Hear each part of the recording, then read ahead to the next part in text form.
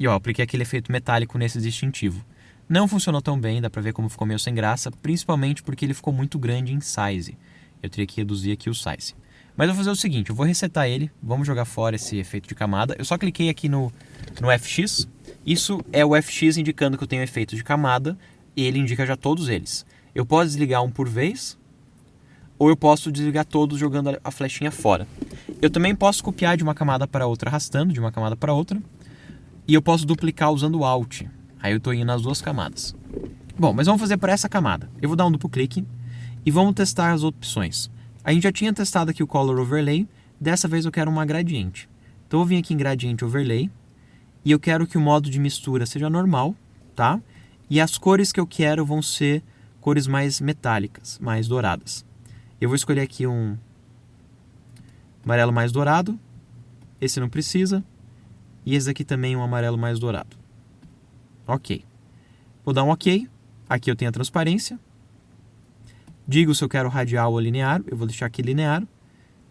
Nesse ângulo tá legal. Ele tá de baixo para cima 90 graus. Eu posso clicar na tela e dar uma movimentada também. Eu vou diminuir um pouco a escala para a gente conseguir perceber mais forte a transição de cor. E eu não sei se vocês conseguem ver. Começa mais escurinho e vai clareando. Bom, então a gente colocou aqui já uma cor, usando dessa vez Gradient Overlay. Se eu quisesse ter mais de uma gradiente, eu clico no sinal de mais. Ele aplicaria mais uma e eu poderia fazer outras combinações. Então, por exemplo, nesse eu vou colocar linear em multiply. Na verdade, isso está embaixo, né? Deixa eu ver se ele aceita eu trocar a ordem. Não aceita. Bom, mas seria essa a ideia, tá? Eu clico aqui no sinal de mais e eu posso ir adicionando outros, que não me ajudou. Ah, aqui, mover para cima. Pronto, agora ajudou. Daí eu mudei aqui para multiply. Aqui eu tenho a transparência. E ó, eu posso escurecer um pouco mais, dessa vez usando o multiply. Deixa eu colocar color burn. Daí ele vai também escurecer um pouco a cor. Eu achei que ficou legal. Vou definir aqui um pouco a escala. Posicionamento. Ok, daí eu estou usando dois gradientes sobrepostos. O sinal de mais faz com que eu possa colocar mais um. E as flechinhas ir para cima e para baixo. Lixeira, lixo. E o FX eu digo se eu quero colocar um específico a mais ou não. Acho que é isso, né? Vamos continuar lá. Além disso, eu posso vir aqui no Bevel e vamos explorar um pouco mais o Bevel. Dessa vez eu vou utilizar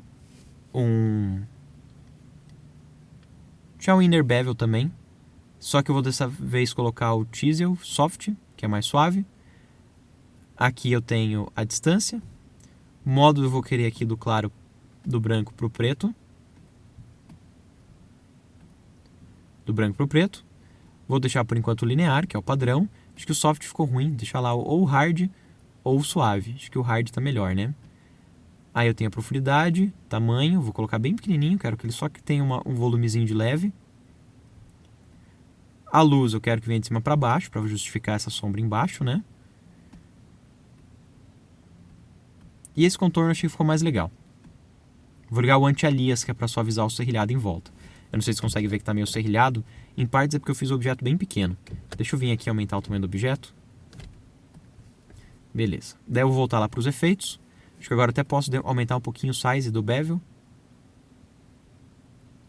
Tá bem bonito, né? Bom, o que mais que ele tem? Ele tem a opção de adicionar um contorno a mais para o acabamento. Conseguem ver? Ó, o contorno fica mais elaborado.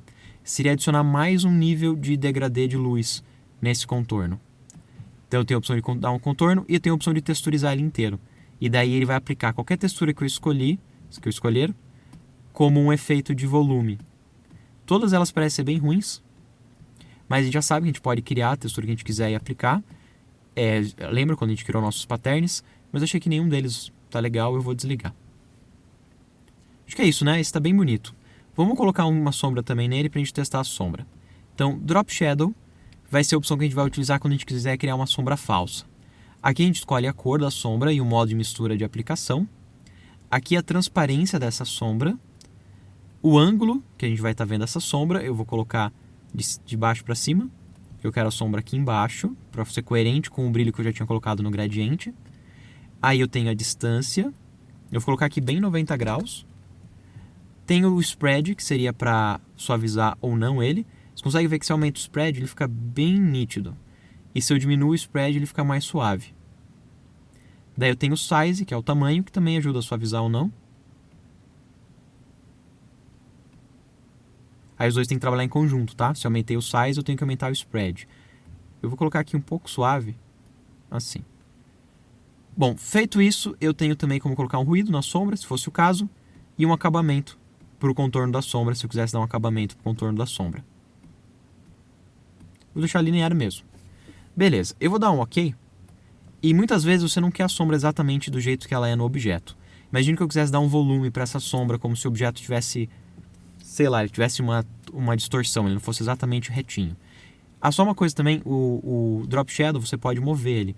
Se eu estiver no Drop Shadow aqui, ó, eu posso clicar e arrastar para mover, tá vendo? Eu vou deixar lá onde estava.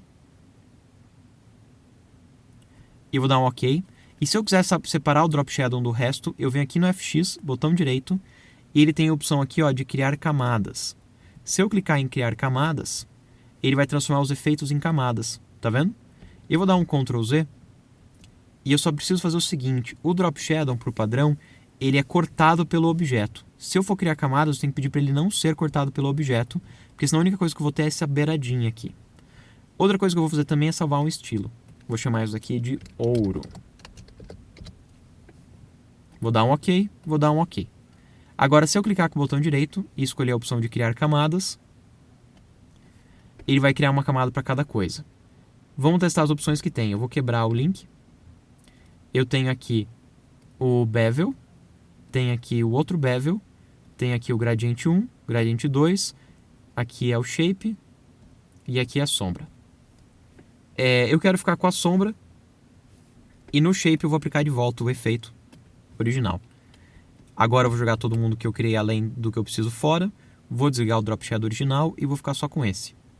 Nesse Drop Shadow que eu tô, se eu quiser eu posso dar um Ctrl T, usar aqui essa opção de distorção, e se eu quiser eu posso dar uma distorção na sombra para dar um volume um pouco diferente. Então eu poderia vir aqui para brincar com o volume da sombra. Como se, por exemplo, isso aqui tivesse um pouco erguido, daí a sombra tem uma projeção um pouco maior aqui em cima e aqui ia estar encostado. Então vou fazer de conta como se estivesse assim meio erguido, e daí a projeção da sombra vai ser um pouco diferente da projeção padrão. Então eu posso usar o efeito de camada para gerar a sombra, mas depois eu posso brincar com a composição da sombra da maneira que eu achar mais legal. Eu vou fazer assim como tivesse projetado para o lado. Vou tentar fazer o alinhamento aqui ficar bem certinho. Aqui eu quero mais para dentro. E ali, ó, como se a sombra agora tivesse projetada ali para trás. Tá vendo que faz um efeito mais legal? Bom, então a gente testou aqui mais algumas opções. Eu vou selecionar os dois e dar um Ctrl G.